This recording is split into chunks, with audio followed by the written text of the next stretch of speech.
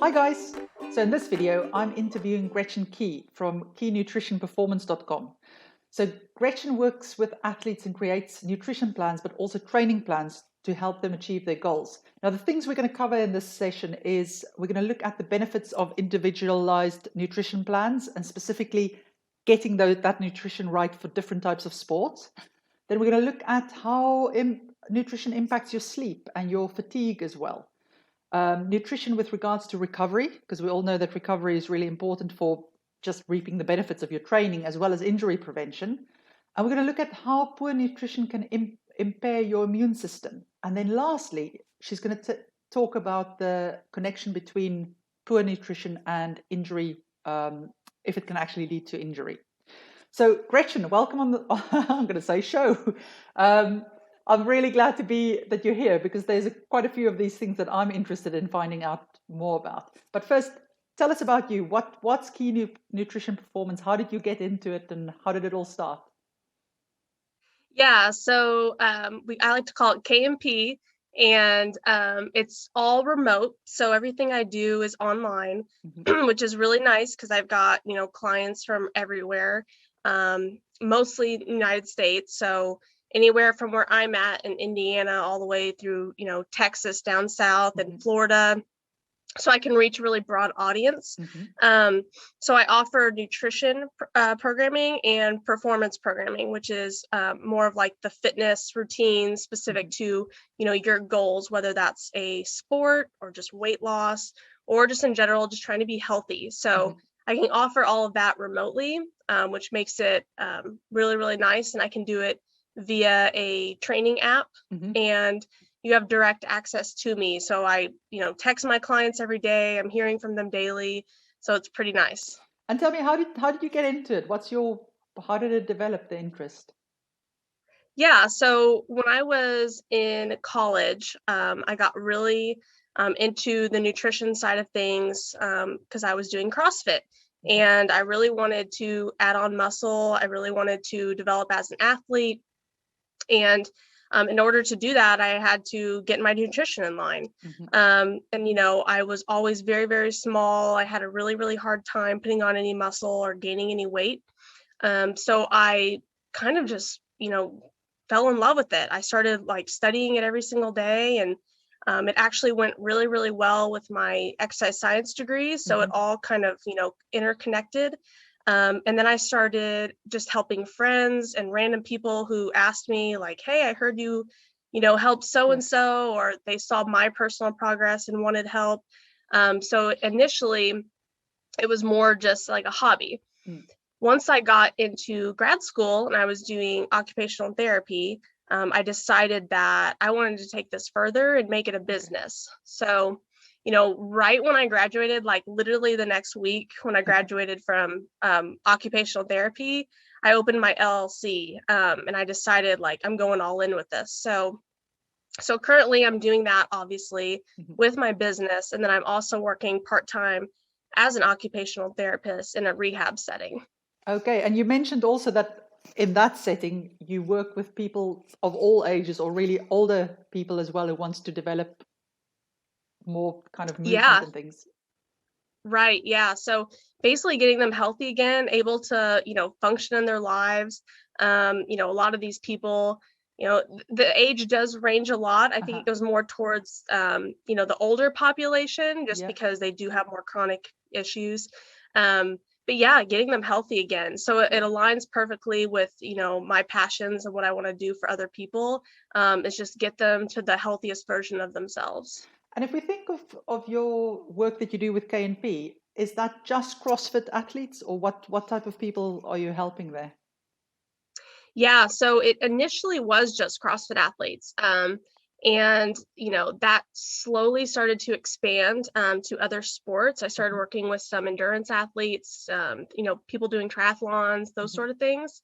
And I have, my own personal passions with running and swimming and doing things like that. So I kind of already had a really good idea of what was necessary for nutrition in that aspect. So now I'm working with, I would say not even half of my clients are CrossFit. I would say at least 50% are just general health. So Okay. getting into the gym, doing more like functional fitness. I like to say a combination of, cardio, bodybuilding type movements, and then some of your bigger lifts, deadlift, back squat, a pressing motion. So basically trying to encompass all of these things into one, ultimately to make you the most healthy you can be. So here's a question, and it's a little bit off topic, but usually or quite a lot of women are worried about getting too big when they do that type of training. So is it that how do you stop yourself from getting too big through doing weight training? Okay, yeah. I love this question. And it's so funny because I'll get it all the time from women. I want to start a weightlifting program, but I don't want to get too bulky. I want to have like toned muscles. So there's no difference between a toned muscle and building muscle. Muscle is muscle. So when you put muscle on, it's not gonna look a certain way because of the way it's growing. That has to do more with body fat. Okay. And I tell people, I usually use myself as an example. I'm like, here's my frame. This is what I look like. And this is 7 years of training with training, 3 hours a day, the last 4 years. And I still don't consider myself a big, bulky person. Yes. So I try to remind women it is extremely hard for us to gain muscle compared to men. So that's why you see men go into the gym and then 3 months later they're jacked. You're like, how does that happen? Yeah, they just look at the their weights. Testosterone. Exactly. Yeah, they look at the weights. Yeah. Their testosterone is just so much higher. And so the amount of muscle it takes for a woman to gain is just so much harder than men. But the benefits are just so high because that muscle burns more calories than fat. So, and it does increase your metabolism over time. Yeah. Okay, so if we move on to the first topic, which is the benefits of an individualized nutrition program. So why is that beneficial? Is there not just a good diet that we can all follow that will help pretty much for everybody? Right. It's so interesting because over the past couple of years, I've just worked with like hundreds of different clients. And a lot of them went straight to an online calculator, like, oh, here's my activity level, here's my age, weight, and all these things. And it, pops out, this is the amount of calories you should be having, protein, and so on. Well, it just doesn't work that way. If it were that simple, then yes, we would all be doing it. Yeah. And it's a lot harder too whenever you don't have the accountability of a coach helping you with those things. So take myself for example. I saw this the other day. I was typing in one of those online calculators just to see like what it would say for me. And it told me my calories needed to be about 2,200 and protein a little under my body weight. Well, I'm eating 3,000 calories a day. If I ate the amount it told me, like if I ate the amount it told me, I would just wither away. And then on the same note, I have another client. She's about my age. She's a little bit less lean than I am, but she's eating 4,000 calories a day. 4,000. So she's eating, You know what? I would train with you just so that I could eat anything I want to eat by the sounds of it. Okay, that's brilliant. Wow. Yeah. And I tell you what, it's crazy how many women specifically and men here lately that I've been getting who are eating 1,500 calories a day. And they're like, Gretchen, I'm not losing weight. Like I'm starving all the time. I was about to say, what's the goal of that person, for instance, who's eating 4,000 calories a day? Is it that she wants to lose weight? Is it that she wants to perform? What's her goal with that? So the one that was eating 4,000, we have built that over time because she was kind of in my boat where it was really hard to gain muscle. She is more of a CrossFit athlete, but she's only like 135 pounds. So she's not a big girl, but she's eating as much as some of my like full blown 200-pound male athletes. And it's like, what in the world? But I've got, like I said, I have men that have been doing that too. I've got one who, this story is crazy to me, but he was a college football player. He just started CrossFit, I think about 6 months ago now. Natural athlete. I mean, just amazing athlete. he came to me with wanting nutrition help, and I said, sure, like, let's see, what are you doing right now and what do we need to change? So we did what I call a diary assessment, where we look at what you eat and what you're doing, your activity level for a whole week. And he averaged 2,100 calories a day. And he is a 220-pound college football player doing CrossFit. Yeah. He was working 10 hours a day, taking at least 12,000 steps a day. And I'm like, how is this guy?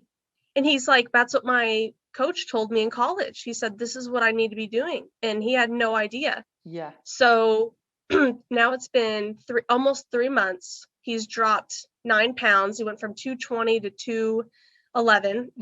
And he has gotten personal bests on almost all of his lifts. His performance is through the roof. And he's eating 4,000 calories a day. Okay. So we doubled it. Yeah. And we doubled it. It's actually fueling properly, because I mean, all the research is now coming out to show that if you constantly undereat like that, you're just in line for bone type injuries and all sorts. Yes, exactly. That's exactly it. Okay. Well, that's really, really interesting. So it's not necessarily about taking calories away if you want to start performing better, or even if you want to lose weight, but actually by adding that much. I must say that it will take a little bit of convincing if I wanted to lose weight to think that I can eat 4,000 calories, but I'm guessing that the person trains a bit harder than I do. Now, tell me this is quite interesting for me, the impact that nutrition can have on quality of sleep and fatigue, because I think we all know that sort of, because there's things like that in the media quite a lot about we're not getting good enough sleep and we're all blaming it on screen time and stuff. But what is the stuff that you put in your mouth actually, how does it affect us? Right. So, I always tell people quality of food matters like a ton, right? So getting the vitamins and nutrients, like we all know this, we all know, whole foods is the way to go. And there's more and more, information on how processed foods impacts, our sleep, the way we feel. That's, fried food, things like that we know are not good for us. What is processed foods? What would fall under that category? So I considered processed foods more than, processed foods obviously packaged. So if it's packaged, it's processed, right? I always tell people if it's got more than 2 or 3 ingredients, if it has ingredients that you can't pronounce, yes, you look at it, you're like, never heard of that one before. It's probably processed. So, when you go to the store, there's a reason why there's not an ingredient label on an apple, because it's an apple. Yes. So, that's what I tell people. I'm like, try to avoid the packaged food. I know it can be hard, especially if you're like on the go and stuff. But yeah, doing the whole foods can make a huge impact on just the way your body feels. It's less, your body's not trying to process all those weird ingredients that really, as humans, we weren't really meant to have in our bodies anyways. So yeah, I think that, getting your nutrition in line can help so much with sleep, especially for people who are like, I work with a lot of people who do overnights. So their sleep's already messed up. I tell people, I'm like, we're not meant to be awake during the evening hours. We're not. But some people don't have a choice, especially if like you're in healthcare.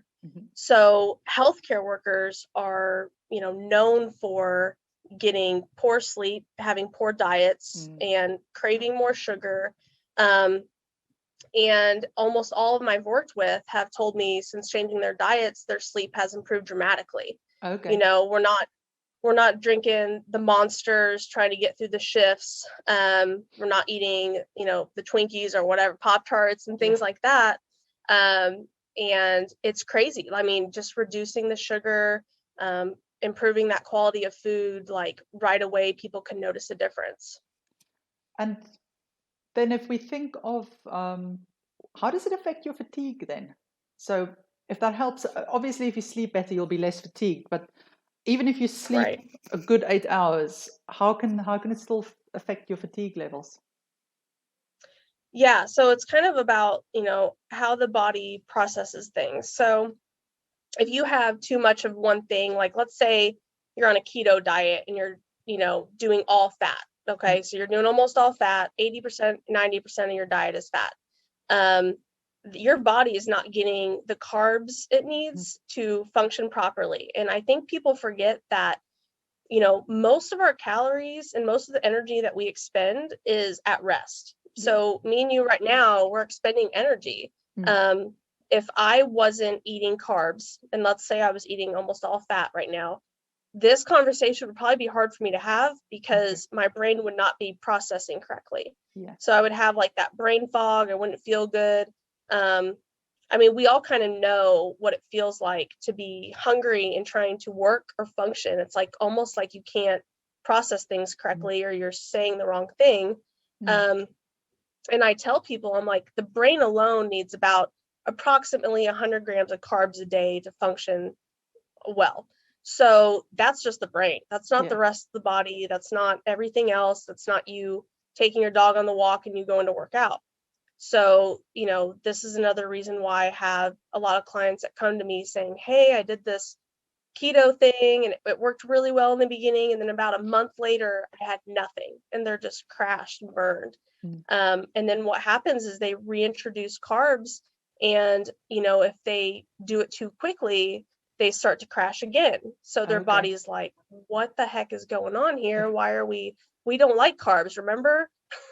So, I work specifically with clients like that, and we try to reintroduce things slowly and try to figure out what's going to affect the body in what ways. And so that's it kind of all ties back to the individualized thing. So, would you then typically have somebody who has a different kind of combination percentage-wise of carbs versus fats and other stuff compared to the next person?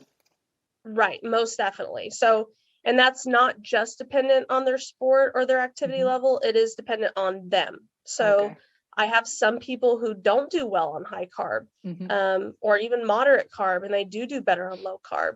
I've got clients who have been sedentary for 20 years and have done, even right now going on a walk for them is hard.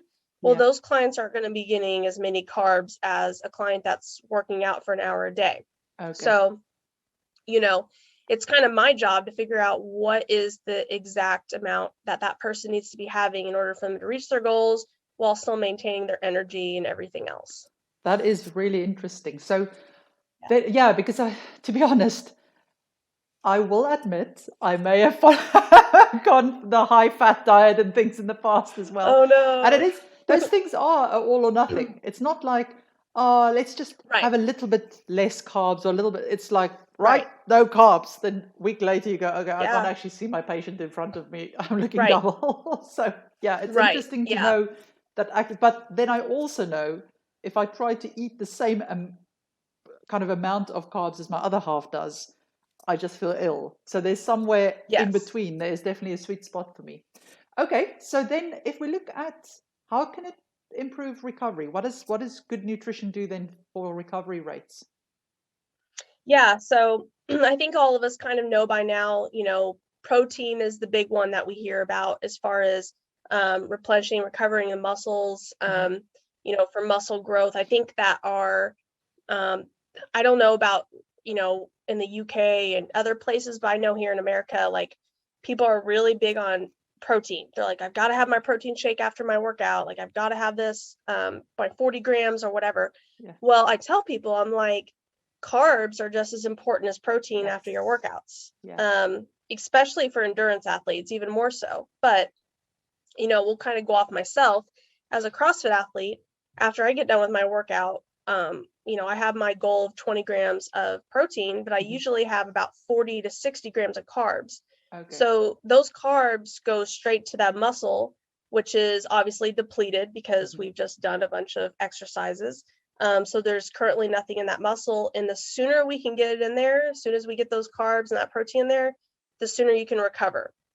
And I try to remind people, especially athletes, that, the progress in the work that we put in, it's really all about how quickly you can recover. So the quicker you can recover, the more you can do, and so on. So, you hear the people that say no days off, and I'm like, you want those days off. Yeah. because those days off I, are where you I get think you better. need to repeat that one because I can totally identify with that with my patients as well.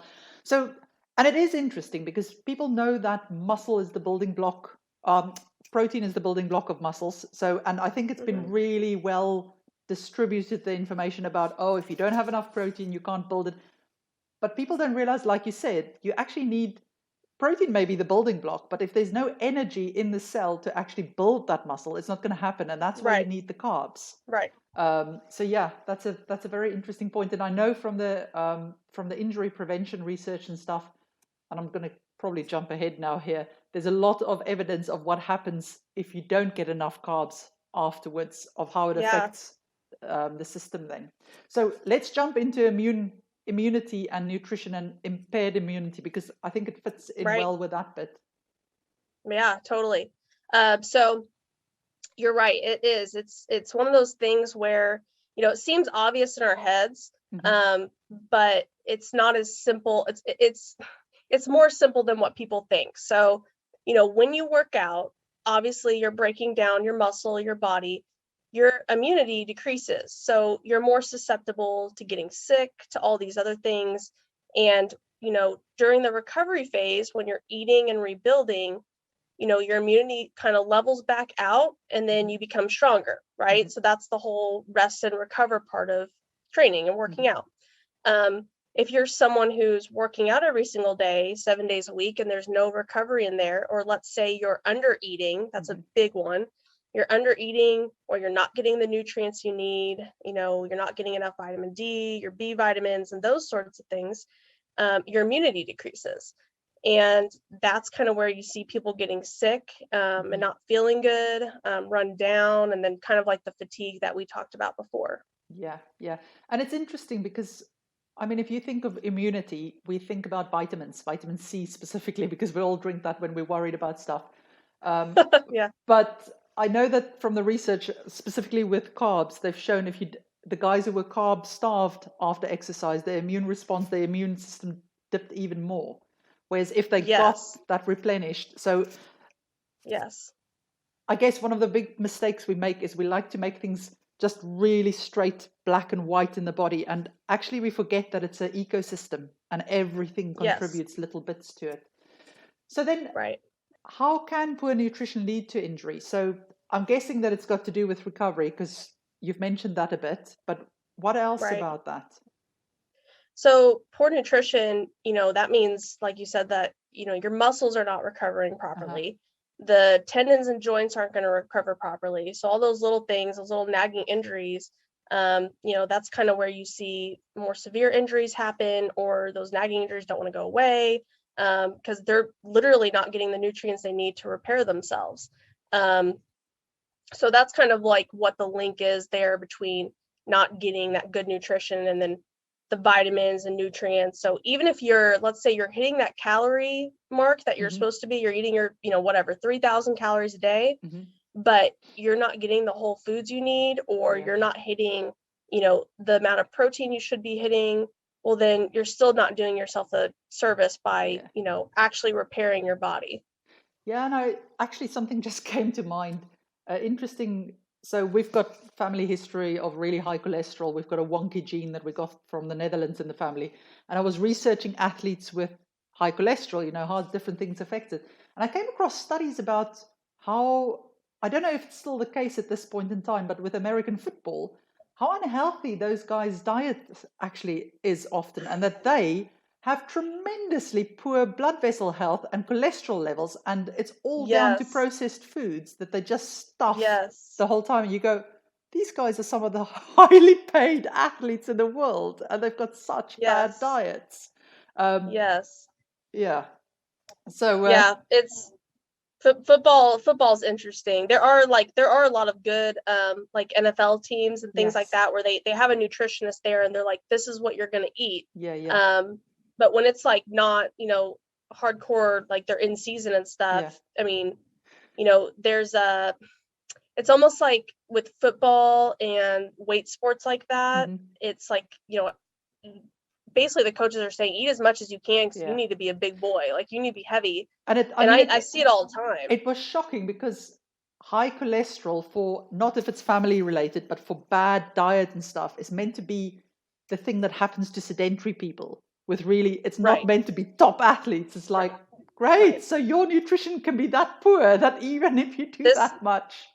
yes, that's Yeah. the whole you can't out-train a bad diet. You know, you hear that all the time, and it's so true. I mean, I 100% was one of those people. I would go before competitions. I go get my bag of donuts because I'm like, well, it's competition day. Like, I'm gonna eat my donuts. I'm like, I'm gonna burn it off anyways. And then, Yeah. you know, halfway through one of my workouts, I'm like wanting to throw up. I'm like, oh, maybe it's because I ate donuts. Like, Yeah. Now tell me if so you start to learn. Yes, absolutely. If anybody is interested in working with you, how do they get hold of you? I've got your website address on here. Is that the best way that they go onto the website and contact you through there? Yeah. Usually the website, there's a couple different places where you can just put your email, send me a message. And then my Instagram, I'm on my Instagram all the time. That's a great one for me. You can literally just send me a direct message via my account. What's your Instagram tag? It's Key Nutrition Performance. It's just all one word. Okay, brilliant. Well, thank you so much, Gretchen. It was really, really interesting. And yeah, I'm going to think about all of this, and I'm pretty sure I may get you back on here because there's definitely some more stuff that we can explore at some stage. Thank you so much. Yeah, we can dive deeper. Yeah.